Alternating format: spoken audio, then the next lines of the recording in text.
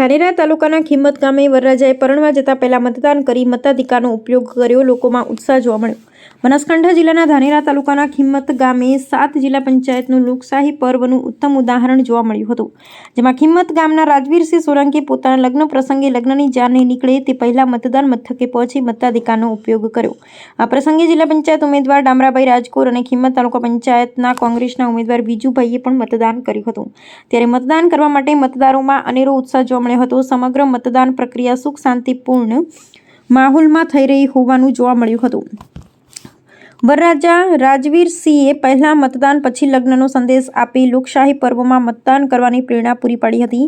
જોકે આ રીતે મતદાન મથક ઉપર વરરાજા મતદાન કરવા આવતા લોકોમાં ભારે ખુશીનો માહોલ છવાયો હતો. અહેવાલ જયંતિભાઈ ઠક્કર, ન્યૂઝ 16 ગુજરાતી. આજે જિલ્લા અને તાલુકાની ચૂંટણીમાં ખીમત મુકામે વરરાજા પોતે વરરાજા બનેલા છે, છતાં મતદાનને પોતાનો પહેલો અધિકાર ગણીને મતદાન કરવા આવ્યા છે. ભારતની લોકશાહીમાં આ મતદાનનો અધિકાર કેટલો મહત્વનો છે એની સમજણ મારા આ વરરાજાને હોવાથી વરરાજા પોતે વરરાજા હોવા છતાં મતદાન કરવા આવ્યા છે. એમને લાખ લાખ ધન્યવાદ આપું છું. આપણું નામ? ડામરાજી રાજકોર, જિલ્લા પંચાયત ઉમેદવાર ખીમત સીટ.